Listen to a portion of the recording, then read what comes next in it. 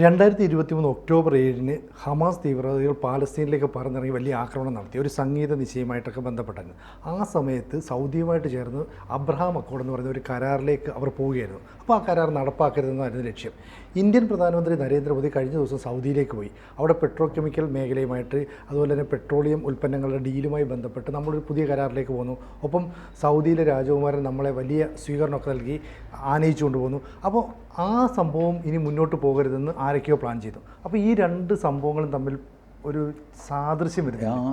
അത് ഒരു യാദൃച്ഛികമായ കാര്യം മാത്രമാണ്, അല്ലാതെ അത് ഡിസൈനാണെന്ന് എനിക്ക് തോന്നുന്നില്ല. മോദി സൗദി അറേബ്യയിൽ പോയത് തീർച്ചയായിട്ടും പാകിസ്ഥാനെ ചൊടിപ്പിച്ചിട്ടുണ്ട്. നമ്മളും സൗദി അറേബ്യയും തമ്മിൽ നല്ല ബന്ധത്തിലാകുന്നത് പാകിസ്ഥാന് ഒട്ടും ഇഷ്ടമുള്ള കാര്യമാണ്. കാരണം ഒരു കാലത്ത് സൗദി അറേബ്യ പാകിസ്ഥാനെ സഹായിച്ചിരുന്നു, പണ്ടൊരു കാലത്ത്. പിന്നെ ഇവന്മാർ പോക്കറുകളാണെന്ന് അറിഞ്ഞു കഴിഞ്ഞപ്പോൾ അവരെ ഏർപ്പാടൊക്കെ നിർത്തി. ഇപ്പോഴും എന്തെങ്കിലും കൊടുക്കും കേട്ടോ, അല്ല മരുന്നോ മന്ത്രമോ ഒക്കെ കൊടുക്കുകയൊക്കെ ചെയ്യും. മാനുഷികമായ ചില സഹായങ്ങൾ ചെയ്യും. ഗോതമ്പില്ലെങ്കിൽ ഗോതമ്പ് കൊടുക്കുക, പട്ടണം കിടന്ന് ചത്തുപോകില്ലോ എന്നൊക്കെ വിചാരിച്ചിട്ട് ചില്ലറ സഹായങ്ങളൊക്കെ ചെയ്യാറുണ്ട്. ബട്ട് പാകിസ്ഥാൻ്റെ ചേരിയിലല്ല സൗദി. അപ്പോൾ അത് പാകിസ്ഥാനൊരു പ്രശ്നം ഉണ്ടാക്കുന്ന ഘടകമാണ്. എന്നാൽ ഈ കരാറ് ഇപ്പം നമ്മൾ ഒപ്പിടുന്നതിന് ഇവരിപ്പോൾ ഈ ബഹളം വെച്ചുകൊണ്ടോ അല്ലെങ്കിൽ മോദി അവിടെ നിന്ന് പോകുന്നതുകൊണ്ടോ ഒന്നും കരാറിനൊന്നും ബാധിക്കാൻ പോകുന്നില്ല. കരാർ ഒപ്പിടുന്നത് രാഷ്ട്രത്തലവന്മാരുമല്ല, അവരൊരു സെറിമോണിയൽ ഇങ്ങനെ ഫയൽ കൈമാറുന്നുള്ളതല്ലാതെ ബാക്കി ഡീറ്റെയിൽ ആയിട്ട് കരാർ വായിച്ച് നോക്കിയിട്ടൊക്കെ ഉദ്യോഗസ്ഥന്മാരുടെ തലത്തിലാണ് അതൊക്കെ ചെയ്യുന്നത്. അത് നമ്മുടെ പെട്രോളിയം മിനിസ്ട്രി ഉണ്ടാവും, വിദേശകാര്യ വകുപ്പുണ്ടാകും, അതിൻ്റെയൊക്കെ സെക്രട്ടറിമാരൊക്കെ കൂടിയിട്ടൊക്കെയാണ് ഫൈനലി അത് കരാറാവുന്നത്. ഇതിൻ്റെ സെറിമണി മാത്രമാണ് രാഷ്ട്രത്തലവന്മാർ നടത്തുന്നത്. അല്ലാതെ ആരും MBS ഇത് വായിച്ചു നോക്കുന്നു അല്ലെങ്കിൽ മോദി ഇത് വായിച്ചു നോക്കുന്നു, അതൊന്നുമില്ല. ആ സെറിമണി വേണമെങ്കിൽ അത് നടന്നില്ല എന്നോ ഒക്കെ പറയാമെന്നുള്ളതല്ലാതെ അതിൽ ഗൗരവമായ കാര്യമൊന്നുമില്ല. പാകിസ്ഥാൻ്റെ വിഷമം അവരെ അവഗണിക്കപ്പെട്ടു എന്നുള്ളതാണ്. ലോകരാജ്യങ്ങളുടെ പട്ടികയിൽ പാകിസ്ഥാൻ ഇപ്പോൾ ഇല്ല. പാകിസ്ഥാനെ ആരും മൈൻഡ് ചെയ്യുന്നില്ല. ഞാൻ പറഞ്ഞില്ലേ, ഈ ഇന്ത്യക്കെതിരെ താരിഫ് ചുമത്തി ട്രംപ്, ബംഗ്ലാദേശിനെതിരെ താരിഫ് ചുമത്തി, ചൈനയ്ക്കെതിരെ, ജപ്പാനെതിരെ, ഓസ്ട്രേലിയ, ഇംഗ്ലണ്ട്, മറ്റേ വർഗശത്രുവായ കാനഡ, ഇവർക്കൊക്കെ എതിരെ പുള്ളി ചെയ്തു. പാകിസ്ഥാനെതിരെ എന്ത് ചെയ്തു? ആ വാർത്ത പോലുമില്ല. ഈ എല്ലാ രാജ്യങ്ങളും താരിഫ് അപ്ലൈ ചെയ്യുമ്പോൾ പാകിസ്ഥാനിലും അപ്ലൈ ചെയ്യണ്ടേ? പക്ഷേ പാകിസ്ഥാനിൽ അപ്ലൈ ചെയ്തോ ചെയ്തില്ലേ, എത്ര ചെയ്തു ആർക്കും അറിയില്ല. പാകിസ്ഥാനൊരു സാധനമില്ല. അവരെ അവഗണിക്കുന്ന, അവരെ തകർക്കുന്നതില്ല. ആരും മൈൻഡ് ചെയ്യുന്നില്ല, അവരെ ഒരു മനുഷ്യൻ മൈൻഡ് ചെയ്യുന്നില്ല. പിന്നെ അവർക്ക് വിശക്കുന്നു എന്ന് പറയുമ്പോൾ ആരെങ്കിലും എന്തെങ്കിലും ഭക്ഷണം കൊടുക്കും, കുറച്ച് ഗോതമ്പ് വരിയോ എന്തെങ്കിലും കൊടുക്കടാതെ നിലവിളിക്കുന്നു.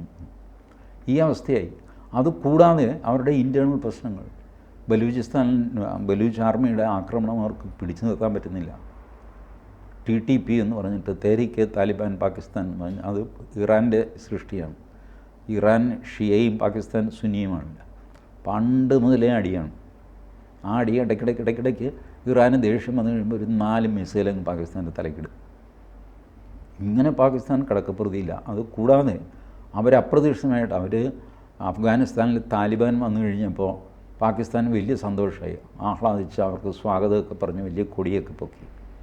ബട്ട് വന്നു കഴിഞ്ഞപ്പോൾ അഫ്ഗാനിസ്ഥാൻ ഇന്ത്യയുമായിട്ട് വളരെ ഫ്രണ്ട്ലിയാണ്. പാകിസ്ഥാനാണ് അവരുടെ ശത്രു. അവർ പഴയ അതിർത്തി തർക്കം കുത്തിപ്പൊക്കി എടുത്ത് അത്രയും സ്ഥലം ഇങ്ങോട്ട് താടാന്നൊക്കെ പറഞ്ഞിട്ട് അവർ ബഹളം തുടങ്ങി. അപ്പോൾ അഫ്ഗാനിസ്ഥാൻ്റെ ആക്രമണം, ബലൂചിസ്ഥാൻ്റെ ആക്രമണം, ഇറാൻ്റെ ആക്രമണം, അതുകൂടാതെ അവരുടെ ഇടയിലുള്ള മറ്റ് പ്രശ്നങ്ങൾ, പട്ടിണി, ദാരിദ്ര്യം, കറണ്ടില്ല, വെള്ളമില്ല. ഇങ്ങനത്തെ അവസ്ഥയിൽ അവരെന്ത് ചെയ്യും? ഞങ്ങളുണ്ടിവിടെ എന്നറിയിക്കണമെങ്കിൽ ആകെയുള്ള പരിപാടി കുറേ ഹിന്ദുക്കളെ കൊല്ലുക കാശ്മീരിൽ കയറിയിട്ട്. അപ്പോൾ അവർക്കൊരു പ്രസക്തിയായി. ഇപ്പം ഇനി 4-5 ദിവസം പാകിസ്ഥാൻ തന്നെ ആയിരിക്കുമല്ലോ ചർച്ച. അതെ, അവർ നേടി. അല്ല, ഇപ്പോൾ ഈ പറയുന്ന ഇസ്രയേലിൽ അവിടെ ഒരു പ്രശ്നം ഉണ്ടായത് പറഞ്ഞാൽ ഇസ്രയേൽ ഒരു കാരണവശാലും ഇത്തരത്തിലുള്ള അറബ് രാജ്യങ്ങളുമായിട്ടൊരു കമ്മ്യൂണിക്കേഷൻ ഉണ്ടായിരുന്നു. ഇന്ത്യയും മിഡിൽ ഈസ്റ്റ് രാജ്യങ്ങളുമായിട്ട് നല്ല ബന്ധം ഉണ്ടാകുന്നു, അതുണ്ടാകാൻ പാടില്ല. സൗദി തന്നെ പറയുന്നു ഈ പാകിസ്ഥാനിൽ നിന്ന് പിച്ചക്കാരെ പോലുള്ളവർ അവിടോട്ട് വരരുത്, അവിടെ കുറേ പേർക്ക് വിസ നിഷേധിക്കുന്നു. അവരുടെ പാകിസ്ഥാൻ ഒരു മോശം രാജ്യമായിട്ട് സൗദി അങ്ങ് പ്രഖ്യാപിച്ചു. ഇത് തന്നെയാണോ ഈ ആക്രമണത്തിൻ്റെ ഒരു ലക്ഷ്യം? അല്ലെങ്കിൽ ഈ പറയുന്ന അസീം എന്ന് പറയുന്ന അവിടുത്തെ സൈന്യാധിപനുണ്ടല്ലോ, അപ്പോൾ അയാളും വന്നിച്ച് പറഞ്ഞത് ഞങ്ങൾ കാശ്മീർ ഞങ്ങളുടെ കഴുത്തിൻ്റെ ഭാഗമാണ്, അല്ലെങ്കിൽ അതിൻ്റെ നാടീജനമാണെന്നൊക്കെ പറഞ്ഞു. അപ്പോൾ നേരത്തെ ഇതൊക്കെ പ്ലാൻ ചെയ്ത് വെച്ചു, കൃത്യമായ സമയം നോക്കി അറ്റാക്ക് ചെയ്തു, അങ്ങനെയാണോ മനസ്സിലാവുന്നത്? അല്ല, പ്ലാനിങ് അവരുടെ കാലത്തും ഉണ്ടായിരുന്നു. സമയം മാത്രമാണ് അവർ തീരുമാനിച്ചത്. സമയം ഇപ്പോൾ ടൂറിസ്റ്റ് സീസണാണ്. അമർനാഥ് യാത്ര തുടങ്ങാൻ 2 മാസമേ ഉള്ളൂ. അതിൻ്റെ രജിസ്ട്രേഷൻ തുടങ്ങിക്കഴിഞ്ഞു.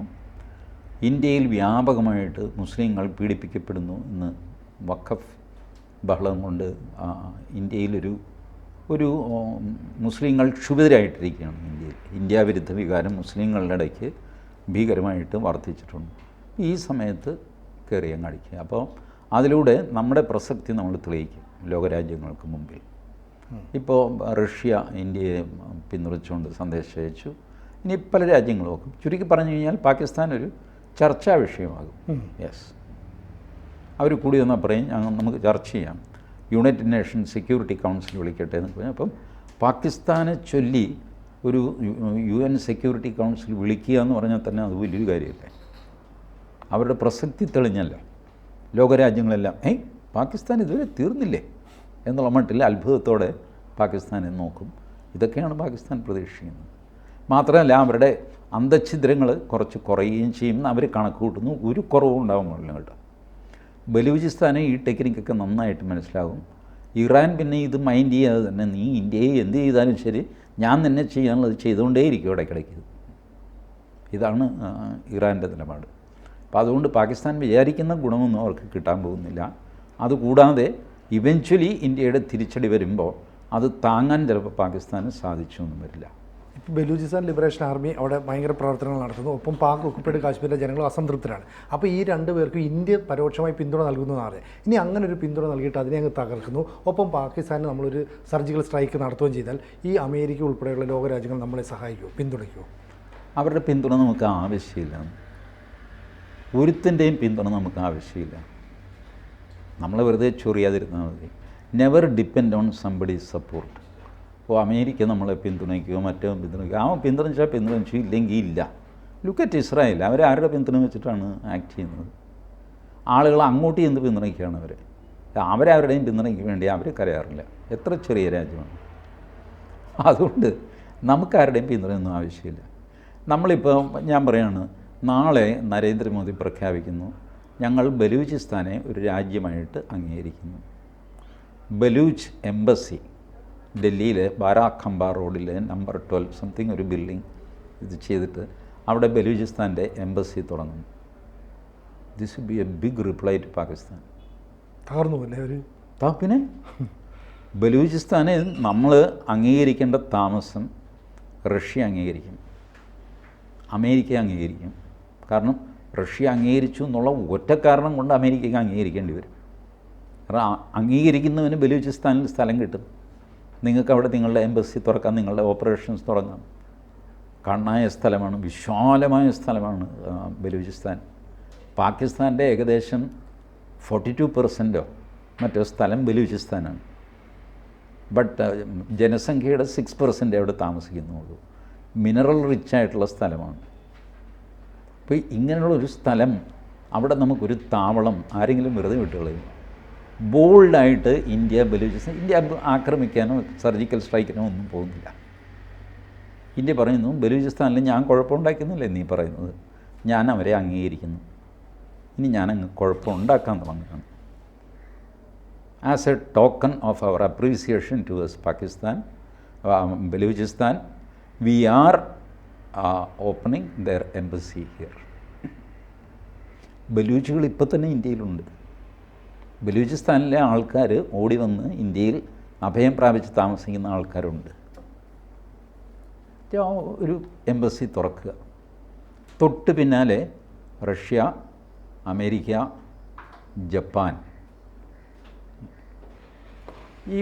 ഈ 3 പേരൊക്കെ വന്നു കഴിയുമ്പോൾ പിന്നെ കുറേ ചെറിയ രാജ്യങ്ങൾ, 100 എന്നുള്ള നമ്പർ കിടക്കാൻ, അല്ലെ 90 എന്നുള്ള നമ്പർ കിടക്കാൻ വലിയ പ്രയാസമൊന്നുമില്ല, ഏത് രാജ്യത്തിനും കഴിയാം. That will be one of the biggest reply to Pakistan. അവിടെ നിന്ന് പിന്നെ തുടങ്ങും കേട്ടോ, അത് വെച്ച് തീരുമെന്നല്ല, അതൊരു തുടക്കമായിരിക്കും, വമ്പൻ തുടക്കമായിരിക്കും. ഐ ഡോണ്ട് നോ മോദിയുടെ മനസ്സിൽ എന്താ ഉള്ളതെന്ന്. കാരണം ഈ സംഗതിയെല്ലാം പ്രീ പ്ലാൻഡാണ്, എല്ലാം നേരത്തെ തീരുമാനിച്ചിട്ടുണ്ട്. ഇങ്ങനെ സംഭവിച്ചാൽ എന്ത് ചെയ്യണം എന്നുള്ള ഉത്തരം നമ്മുടെ കയ്യിലുണ്ട്. അതെപ്പോൾ പ്രയോഗിക്കണമെന്ന് മാത്രമേ നോക്കാനുള്ളൂ. അപ്പോൾ അതിൻ്റെ ഒരു വൈൽഡ് ഗസ്സാണ് ഞാനീ പറഞ്ഞത്, ബലൂചിസ്ഥാനെ അംഗീകരിക്കുക. ഈ പാകിസ്ഥാൻ സൈന്യാധിപൻ ഇത്തരത്തിലുള്ളൊരു പ്രസ്താവന നടത്തിയപ്പോൾ നമ്മൾ അതിനെ കുറച്ചുകൂടെ ഗൗരവമായി എടുക്കാത്തതുകൊണ്ട് ഇങ്ങനൊരു സംഭവം ഉണ്ടായി എന്നാണ് മനസ്സിലാക്കാൻ പറ്റുക. നമ്മൾ ഗൗരവമായിട്ട് എടുത്തിരുന്നെങ്കിലും ഇത് സംഭവിക്കും. ഇത് സംഭവിക്കുക എന്ന് പറഞ്ഞാൽ നിരന്തരം നമ്മളെ കല്ലെറിയാനായിട്ട് ഒരുത്തൻ രാത്രിയിൽ ഒളിച്ചും പാത്തും പല സ്ഥലത്തിരിക്കുന്നു. പലതവണ നമ്മൾ ആ കല്ലെറിയിൽ നിന്ന് പിടിച്ചിട്ട് നമ്മൾ വെച്ചിരിക്കുന്ന സെക്യൂരിറ്റി അവനെ പിടിക്കും. ഒരു തവണ സെക്യൂരിറ്റി കയ്യിൽ നിന്ന് ഇവൻ സ്ലിപ്പാകുന്നു, ഇവൻ കല്ലെറിയും. ഇതാണ് സംഭവിച്ചിരിക്കുന്നത്. ഈ പലതവണ നമ്മൾ പിടിച്ചു എന്നുള്ളത് വേറെ കാര്യം. ഇടയ്ക്കും തലയ്ക്കുമൊക്കെ വാർത്ത വരുമല്ലോ, 4 ഭീകരർ കൊല്ലപ്പെട്ടു, 5 സൈനികർ കൊല്ലപ്പെട്ടു, അങ്ങനെ ഇങ്ങനെയൊക്കെ പറഞ്ഞ് വാർത്ത വരും. ഇതൊക്കെ ഈ അറ്റംപ്റ്റഡ് ടെറർ അറ്റാക്ക് പ്രിവെൻറ്റ് ചെയ്തതാണ് നമ്മളുടെ പട്ടാളക്കാർ. ഒരു തവണ അവർക്ക് പ്രിവെൻറ്റ് ചെയ്യാൻ പറ്റിയില്ല. This happen. പക്ഷേ ഈ സൈന്യാധിപൻ പറയുന്നുണ്ട് 13 ലക്ഷം ഇന്ത്യൻ സൈനികർ വിചാരിച്ചിട്ട് നമ്മുടെ രോമത്തെ പോലും തൊടാൻ പറ്റിയില്ല എന്നാണ്. ഈ 13 ലക്ഷം ഇന്ത്യൻ സൈന്യം അവരെ ആക്രമിച്ചത് നമുക്കറിയില്ല. ഇതൊക്കെ വെറുതെ റെട്ടറിക്കാണ്. അയാൾ പറഞ്ഞതിൻ്റെ ഉദ്ദേശം, അയാൾ പറഞ്ഞത് ഈ യുദ്ധം നമുക്ക് നീണ്ടു നിൽക്കുന്ന യുദ്ധമാണ്, ഇത് നമുക്ക് നടത്തിക്കൊണ്ടേ ഇരിക്കേണ്ടി വരും. ശരിയാണ്, ഇത് 1946 ജിന്ന പറഞ്ഞതാണ്. ഇത് ഇവിടം കൊണ്ടൊന്നും തീരില്ല, അവസാനത്തെ ഹിന്ദുവും മരിച്ചു വീഴുന്നതുവരെ ഇത് തുറന്നുകൊണ്ടേയിരിക്കും. അതാണ് അസീം മുനീറും പറഞ്ഞത്. അയാളും ഹിന്ദു എന്നുള്ള വാക്ക് തന്നെ പറഞ്ഞു, കുറച്ചൊന്നുമില്ല. അപ്പോൾ അത് അവരുടെ പ്രഖ്യാപിത ലക്ഷ്യമാണ്, ജിഹാദിൻ്റെ ലക്ഷ്യമാണ്. അത് പാകിസ്ഥാൻ്റെ ലക്ഷ്യമല്ല, ആഗോള ജിഹാദി ഭീകരതയുടെ ലക്ഷ്യമാണത്. അപ്പോൾ ആഗോള തീവ്രവാദത്തിനെതിരെ ഇന്ത്യ എന്ത് നിലപാടെടുത്താലും അതിനെ പൂർണ്ണമായിട്ടും പിന്തുണയ്ക്കാൻ ഞങ്ങളുണ്ട്, കട്ടയ്ക്ക് കൂടെ നിൽക്കുമെന്നൊക്കെ പറഞ്ഞാൽ ഈ ആഗോള ഭീകരതയ്ക്കെതിരെ, മുസ്ലിം ഭീകരതയ്ക്കെതിരെ നിലപാടെടുക്കുന്ന അമേരിക്ക, അപ്പോൾ ഇന്ത്യ ആക്രമിച്ചാൽ അമേരിക്ക വന്ന് ആക്രമിക്കും? അങ്ങനെയൊന്നുമില്ല. അതൊക്കെ ഈ കൊച്ചുകുട്ടികളുടെ ലോജിക്കാണ്. അങ്ങനെയൊന്നും അമേരിക്ക ഒരു യുദ്ധത്തിലൊന്നും ഇടപെടില്ല. പക്ഷെ എന്തായാലും നമ്മളൊരു തിരിച്ചടി കൊടുക്കും, അതിൽ അങ്ങനെ ഒരു പ്ലാനിങ് ഉണ്ടാകും എന്നുള്ള ഒരു ഉറപ്പാണ്. അങ്ങനെ നമുക്ക് ആശ്വസിക്കാം. അമേരിക്കയുടെ നോക്കുന്നു. ഇപ്പോൾ ട്രംപ് എന്തെല്ലാം പൊങ്ങച്ചം പറഞ്ഞു. സൂയസ് കനാൽ അല്ല, അപ്പം പാനമ കനാൽ അയാൾ ഏറ്റെടുക്കുമെന്ന് പറഞ്ഞു. ഏറ്റെടുത്തോ? ഇല്ല. ഗ്രീൻലാൻഡ് പിടിച്ചെടുക്കുമെന്ന് പറഞ്ഞു. പിടിച്ചോ? ഇല്ല. ഇല്ല. പറയുമ്പോൾ ഇങ്ങനെയൊക്കെ എന്നുള്ളതല്ലാതെ അങ്ങനെ ഡയറക്റ്റ് ഇൻവോൾവ്മെൻ്റ് ആരും നടത്തി. പക്ഷേ അങ്ങനെയല്ലല്ലോ. ഇവിടെ മോദി നമ്മൾ നേരത്തെ സർജിക്കൽ സ്ട്രൈക്ക് നടത്തി നമ്മൾ ലോകരാജ്യങ്ങൾക്ക് മുമ്പിൽ ഒന്ന് കാണിച്ചു കൊടുത്താൽ, ഇത് ഇപ്പോൾ ഒരു അശാന്തിയുടെ ഒരു താഴ്വരയെ സൃഷ്ടിക്കാൻ ശ്രമിക്കുമ്പോൾ ഇതിനൊരു മറുപടി കൊടുക്കേണ്ടത് ലോകരാജ്യങ്ങളുടെ മുമ്പിൽ നമുക്ക് തല ഉയർത്തി പിടിക്കേണ്ടതിൻ്റെ ആവശ്യം. തീർച്ചയായിട്ടും ആ മറുപടി ഉണ്ടാവും, ആ മറുപടി ഉണ്ടാവും, ഉറപ്പായിട്ടുണ്ടാവും. അത് ലോകരാജ്യങ്ങൾ എന്ത് വിചാരിക്കുന്നു വിചാരിച്ചിട്ടല്ല, നമ്മളുടെ ഒരു ധർമ്മമാണ് ഇതിന് തിരിച്ചടിക്കുക എന്നുള്ളത്. അതുകൊണ്ടത് ചെയ്യും. ലോകരാജ്യങ്ങൾ ചിലപ്പോൾ നേരെ തിരിച്ചും പറഞ്ഞു വരും 2 ദിവസം കഴിഞ്ഞ്. ലോകരാജ്യങ്ങൾക്ക് അവരവരുടെ താല്പര്യമല്ലേ ഉള്ളൂ. അല്ലാതെ ഇന്ത്യയിൽ ഹിന്ദുക്കളെ സംരക്ഷിക്കുന്ന ഏത് ലോകരാജ്യമുണ്ട്? അമേരിക്കയുണ്ട്, റഷ്യയുണ്ട്, ഒന്നുമില്ല. എല്ലാവർക്കും അവരവരുടെ താല്പര്യം, ഇത്രയേ ഉള്ളൂ. അപ്പോൾ നമ്മുടെ ഒരു പ്ലാൻ എന്താണെന്നുള്ളത് രഹസ്യമായിരിക്കും, അത് നടപ്പാക്കുകയും ചെയ്യും അല്ലേ? യെസ്. കൂടുതൽ വാർത്തകളും വിശേഷങ്ങളും നിങ്ങളിലേക്ക് എത്താൻ ABC മലയാളം സബ്സ്ക്രൈബ് ചെയ്യുക, ബെൽ ബട്ടണും അമർത്തുക.